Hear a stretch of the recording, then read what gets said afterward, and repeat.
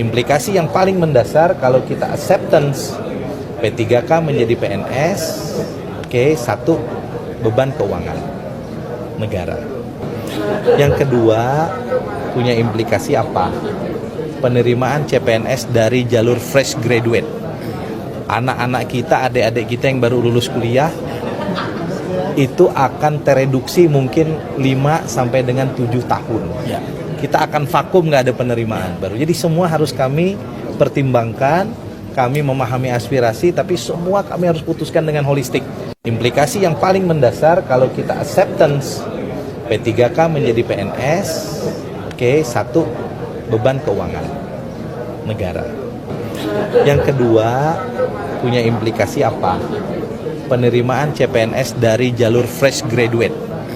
Anak-anak kita, adik-adik kita yang baru lulus kuliah, itu akan tereduksi mungkin 5 sampai dengan 7 tahun. Ya. Kita akan vakum, nggak ada penerimaan baru. Jadi semua harus kami pertimbangkan, kami memahami aspirasi, tapi semua kami harus putuskan dengan holistik.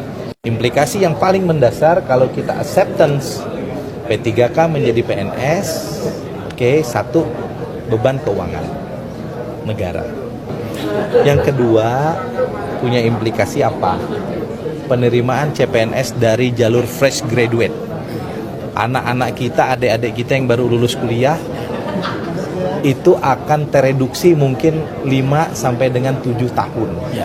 Kita akan vakum, nggak ada penerimaan baru. Jadi semua harus kami pertimbangkan, kami memahami aspirasi, tapi semua kami harus putuskan dengan holistik. Implikasi yang paling mendasar kalau kita acceptance P3K menjadi PNS, satu, beban keuangan negara.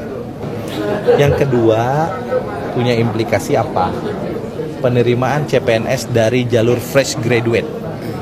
Anak-anak kita, adik-adik kita yang baru lulus kuliah, itu akan tereduksi mungkin 5 sampai dengan 7 tahun. Ya. Kita akan vakum, nggak ada penerimaan baru. Jadi semua harus kami pertimbangkan, kami memahami aspirasi, tapi semua kami harus putuskan dengan holistik. Implikasi yang paling mendasar kalau kita acceptance P3K menjadi PNS, satu, beban keuangan negara. Yang kedua, punya implikasi apa? Penerimaan CPNS dari jalur fresh graduate. Anak-anak kita, adik-adik